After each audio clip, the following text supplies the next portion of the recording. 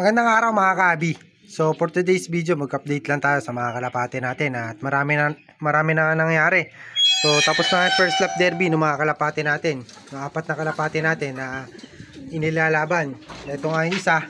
Yan, si Borga 1. Tapos sasambay yung kapatid niya. Ito si Borga 2. So malalaki ilong nila kahit na bata pa. So ito 5 months old pa lang to. So mas matanda lang ng isa o 2 taon to. Ay 2 taon, 2 buwan. Itong si Borga 1. Ayun o, nakita nyo naman siguro yung tsura. Borga na. Ganda ng ilong. Ayun o. So kaso medyo pumayat siya. Nung nahipo ko nga dito mga kabi kahapon. Nung umuwi ako. Medyo payat na nga to. Si Borga 1. So halos lahat naman sila pumayat. Ito. Si Borga 1, si Borga 2. Tapos itong white feather ay yung checkered natin. Tapos yung white feather na kapares ni Borga 1. Nahanap ko pa yung kapares ni Borga 1. Ayan, yung kapares ni Borga 1. So medyo pumayat sila ngayon. So titingnan natin kung gaganda pa yung katawan nila sa loading sa araw ng Biyernes. Loading day kasi nito, araw ng Biyernes. So marami pa tayong panahon para makahabol natin to. O mahabol natin yung kondisyon ng mga kalapati natin. Ayan, so hindi ako nagpapawala ng tubig ngayon dito mga kabi. So napakainit kasi. So iba init ngayon mga kabi. Tapos minsan parang biglang aambon. So pero napakainit pa rin.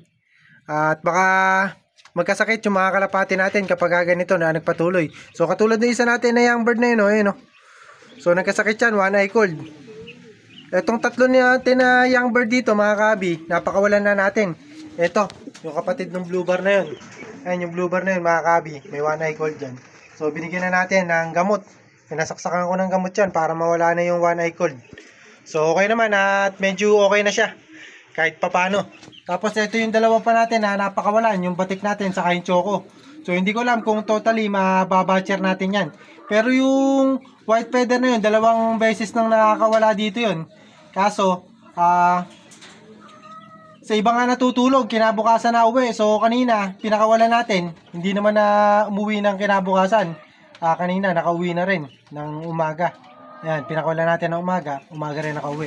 So hindi na siya kinabukasan nakauwi. Ito, 2 beses kasi nawala yan. Yan. Yung batik na yan, kaya sana binibenta ko nga sana to. At try ko sana ibenta to. Kasi nga, pagka patuloy na gano'n ang ginawa niya, makakasanayan kasi yun mga kabi. Maaari na kapag ka nag-derby, doon siya uuwi. Imbis na dito dumiretso, dito doon uuwi doon sa nakasanayan niya. So marami kasi nagkakalapati dito mga kabi. Yung iba nasa bubong lang, yung iba nasa bukid. So hindi na hinuhuli yung mga kalapati. So pagka doon siya nasama mga kabi, kahit nasabihin natin na walang mangyari sa kanya, matatalo pa rin tayo kapag ka araw na nga ng derby. Ito. Yan. So dahil doon nga uuwi yung kalapati natin. Ito. So medyo okay naman silang tatlo. Hindi naman sila nagkawana ay cold. Ito lang yung isa. Nakapares na kapatid nito. Ayan o. So medyo pumayat to. Ayan yung checkered natin. Tapos ito wala na naman si Mila. So bali ang ginawa ko dito mga kahabi ngayon. Ginupitan ko yung buntot nila. O yung puwitan nila. Ginupitan natin. Para titingnan natin kung magkakasimilya pa. Ito. Matanda na kasi ito mga kahabi. Yung kak natin. Bali maglolo na to. Ayan. So sana magkasimilya pa para pang stock na natin yung magiging anak nila. Ayan. Tapos ito naman mga kabi, ito yung paanak nga natin na 2. Ayan o, nakita nyo naman. So sayang nga dahil hindi umabot sa MacArthur na singsing. So medyo natagalan yung MacArthur dito sa amin. So sa ibang club, marami na nakapagpasuksok ng MacArthur. So sa amin wala pa. Nito lang dumating. So siguro nakapagsuksok naman na iba. Katulad mamaya magsusuksok tayo ng MacArthur. Kaso ito hindi na nga umabot kasi medyo maliit yung singsing. Ayan. Kasi ito naman yung ating breeder. Ayan niya. So kalilinis lang nito kahapon. Kahapon ng hapon. Ngayon madumi na naman. Ganyan talaga kapag ka-breeder mga kabi. So iwasan nyo na lang na maging madumi masyado yung kalapate kasi baka magkasakit. Maging weak yung young bird natin. So bali pag-aanakin pa natin to no, isang pares tapos susuksukan natin ng MacArthur. Tapos yung isa pang breeder natin na gagamitin, yung nanay at tatay nung Borga natin, ni Borga 1 saka ni Borga 2 para sa MacArthur. Nasaan ba si Borga 1, si Borga 2? Ito si Borga 1. So yung nanay at tatay nila gagamitin natin. So update naman tayo dun sa iba natin na young bird.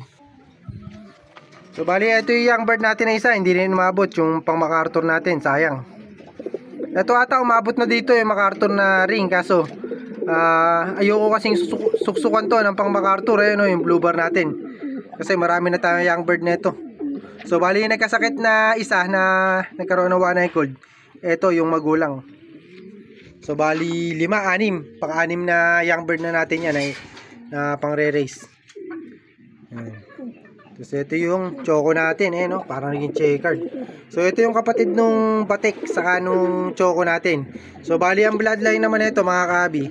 Itong ano natin, flying machine, Morris Gordon. Ito, Morris Gordon flying machine, yung linyada nito. Tapos yung choco natin, fake imbrek natin to. So bali hindi ko alam kung ano yung linyada nito. Bigay lang din sa atin to ng ng bayaw ko. Ayan. So shout out sa kanya. Kaso hindi naman nanonood yun, yung bayaw ko. Hindi nanonood ng kalapate. So nabigyan lang tayo ng kalapate. Yan, hindi ko alam yung linyada niyan, kaya tinatawag ko dyan fake imbrek. Kasi mukhang imbrek. Kasagsagan ng imbrek to mga kabi. Bigla nga tayong binigyan ng kalapate. So nabansagan ko nga na fake imbrek kasi maraming fake imbrek daw na kumakalat nun. Parang merong naging issue sa mga imbrek mga kabi. Kaya naging bansag ko dyan fake imbrek. Ayan. So meron na silang itlog ulit. Kaso hindi ko alam kung ano isusuksok natin. So baka sakali baka isuksok din natin pang MacArthur. Kaso hindi ko nga alam linyada kasi nung babae natin na yun. Ito, maganda yung linyada nito mga kabi. Saka subok din yung pinanggalingan nito. Pinanggalingan nito mga kabi, puro champion. Talagang norte at saka south, talagang nagcha-champion yung pinanggalingan nito. Yan yung kak natin. So ito naman yung gagamitin natin na breeder para sa MacArthur mga kabi. Ayan. Yung dalawa na yan, magkatabi. So parehas na classic racing homer. So titingnan natin kung magiging maganda yung resulta. Ayan. Magandang kalapate. Borga na borga yan mga kabi. Medyo bata pa yan pero putok-putok na ilong. So ito naman mga kabi, medyo makinis yung pagka-borga nito. Hen kasi yan. Pero malaki ilong nito. Ayan. Kumpara nyo rito, mas matanda tong mga to. Kesa dyan, mas matanda to. Saka yan. Nakita nyo naman siguro sa ilong. Malayong malayo at malabo rito. Tapos ito yung kak natin. Kak na lalaki na matanda na rin, may edad na. Nakita nyo yung ilong. Mas malaki pa yung ilong na itong choco natin na to. Ayan din o, makita nyo. Mas malaki pa yung ilong dito. Pero ito, medyo maganda na rin ilong na ito. Kaso kak naman to, saka matanda na rin. Ayan.